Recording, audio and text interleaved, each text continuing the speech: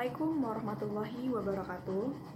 Tabi pun, izin memperkenalkan diri, nama saya Cika Nurpala Alfiani, NPM 1913-053021, nomor absen 08, Program Studi Pendidikan Guru Sekolah Dasar, Fakultas Keguruan Ilmu Pendidikan, Universitas Lampung.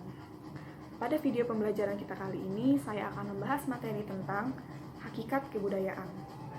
Materi apa aja sih yang bakal kita bahas? Materi yang pertama yang kita bahas yaitu pengertian kebudayaan. Yang kedua yaitu unsur-unsur kebudayaan. Yang ketiga yaitu wujud kebudayaan. Yang keempat yaitu lingkungan fisik, sosial, dan metafisik. Yang kelima yaitu budaya dan non-budaya. Dan materi terakhir yang akan kita bahas yaitu pranata kebudayaan. Untuk itu, mari kita lihat video penjelasan selanjutnya. Kebudayaan. Kata kebudayaan diambil dari bahasa Sanskerta, yakni budaya, yang artinya adalah hal-hal yang memiliki arti budi dan akal manusia. Kebudayaan merupakan hasil dari karya cipta, rasa, dan karsa manusia. Lingkupnya mencakup banyak aspek kehidupan, seperti hukum, keyakinan, seni, adat, atau kebiasaan susila, moral, dan juga keahlian. Unsur-unsur kebudayaan menurut C. Klughorn. Yang pertama yaitu unsur bahasa. Bahasa merupakan cara ucap manusia. Pengucapan yang elok merupakan salah satu elemen yang sudah menjadi tradisi. Contohnya, di Indonesia terdiri dari banyak pulau, adat, suku, dan kelompok etnis. Ada Jawa, Bugis, Dayak, Batak, dan lain-lain. Dari masing-masingnya itu mempunyai bahasa sendiri-sendiri dan berbeda dari bahasa yang lainnya. 2. Sistem kepercayaan. Sistem ini sangat penting karena merupakan salah satu yang dijadikan pegangan oleh manusia dalam menjalani kehidupannya. Contohnya, Ababil tinggal di Aceh yang notabene masyarakatnya mayoritas adalah Muslim. Ia pun menjalani kehidupan sebagai seorang yang beragama Islam. 3. Ilmu pengetahuan. Sistem pengetahuan dibutuhkan dalam kebudayaan untuk memenuhi rasa ingin tahu manusia terhadap suatu hal. Ilmu ada bermacam-macam dan memiliki peran tersendiri di setiap bidangnya. 4. Sistem teknologi. Hadirnya sistem ini menjadi sistem peralatan dan perlengkapan manusia dalam menjalani hidupnya. Contoh, dahulu kapak potong merupakan teknologi canggih, kini telah tergantikan dengan mesin potong yang sudah bekerja otomatis. 5. Sistem kemasyarakatan dan kekerabatan. Sistem kekerabatan sangat kental dalam unsur ini. Sistem kemasyarakatan masih digunakan manusia hingga sampai sekarang untuk bersosialisasi dan menjalin hubungan. 6. Sistem ekonomi atau mata pencaharian. Sistem ekonomi kebudayaan Indonesia secara garis besar terdiri dari berburu dan meramu, beternak, bercocok tanam, menangkap ikan, dan sistem irigasi atau pengairan. Hingga sekarang, sistem ini berkembang lagi. Misalnya adalah dari bercocok tanam atau bertani, berlanjut kepada sistem perdagangan dan bisnis pengolahan makanan. Unsur kebudayaan yang terakhir yaitu kesenian. Seni merupakan suatu ekspresi terhadap keindahan. Konjaraningrat membagi sistem menjadi dua, yaitu seni rupa dan seni musik. Contoh nyatanya adalah peran seni musik, seni rupa, dan tari dalam upacara adat. Wujud kebudayaan menurut C.J. Honigman. 1. Gagasan atau wujud ideal. Wujud ideal kebudayaan adalah kebudayaan yang berbentuk kumpulan ide-ide, gagasan, norma-norma, peraturan, dan sebagainya yang bersifat abstrak, tidak dapat diraba atau disentuh. Contoh, aturan atau norma sopan santun dalam bertutur kepada orang yang lebih tua atau bertamu di rumah orang lain. 2. Aktivitas atau tindakan. Aktivitas adalah wujud kebudayaan sebagai suatu tindakan berpola dari manusia dalam masyarakat itu.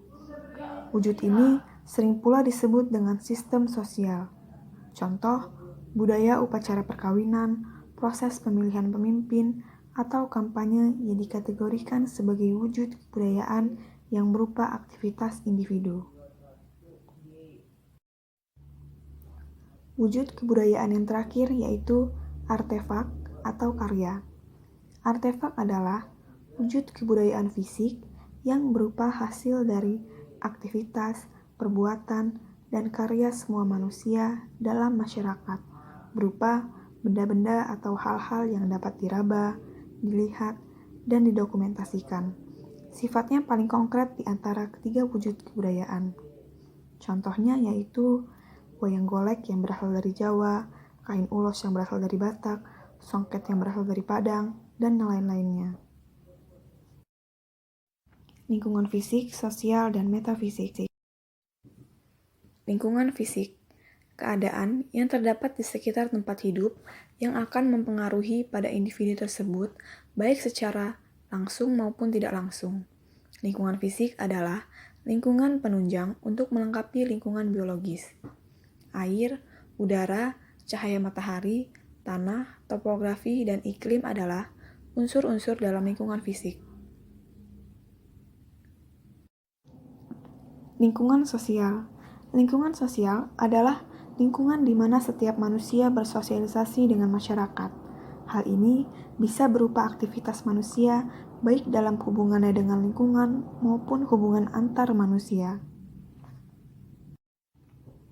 Lingkungan metafisik. Manusia mempunyai beberapa pendapat mengenai tafsiran metafisika. Tafsiran yang pertama yang dikemukakan oleh manusia terhadap alam ini adalah bahwa terdapat hal-hal gaib atau supranatural dan hal-hal tersebut bersifat lebih tinggi atau lebih kuasa dibandingkan dengan alam yang nyata. Pemikiran seperti ini disebut pemikiran supranaturalisme. Budaya dan non-budaya. Hal-hal yang non-budaya mencakup benda yang keberadaannya sudah ada dengan sendirinya, atau ciptaan Tuhan yang tidak atau belum mendapat sentuhan aktivitas manusia. Contohnya, benda-benda alamiah seperti batu, pohon, gunung, tanah, dan lainnya. Sementara itu, budaya mencakup sesuatu yang keberadaannya sudah mendapat sentuhan tangan manusia. Misalnya, patung, marmer, bonsai, bangunan, aturan makan, dan masih banyak yang lainnya. Pranata kebudayaan. Pranata kebudayaan. Pranata yang ada dalam kebudayaan dikelompokkan berdasarkan kebutuhan hidup manusia yang hidup dalam ruang dan waktu. Pengelompokannya adalah sebagai berikut. 1. Pranata yang bertujuan memenuhi kebutuhan kehidupan kekerabatan, misalnya perkawinan dan pengasuhan anak. 2. Pranata yang bertujuan memenuhi kebutuhan manusia untuk pencaharian hidup, memproduksi, menimbun, dan mendistribusi harta benda, misalnya pertanian, industri, koperasi, dan pasar. 3. Pranata yang bertujuan memenuhi kebutuhan penerangan dan pendidikan manusia supaya menjadi anggota masyarakat yang berguna, misalnya pendidikan dasar, pendidikan menengah, pendidikan tinggi, pendidikan keagamaan, dan pers. 4. Pranata yang bertujuan memenuhi kebutuhan ilmiah manusia menyelami alam semesta, misalnya penjelajahan luar angkasa. 5. Pranata yang bertujuan memenuhi kebutuhan manusia menyatakan keindahannya dan rekreasi, misalnya batik, seni suara, seni gerak, seni drama, dan olahraga. 6. Pranata yang bertujuan memenuhi kebutuhan manusia untuk berhubungan dengan Tuhan atau dengan alam gaib, misalnya masjid, kenduri, upacara. 7. Pranata yang bertujuan memenuhi kebutuhan jasmaniah manusia, misalnya perawatan kecantikan, pemeliharaan kesehatan, dan kedokteran.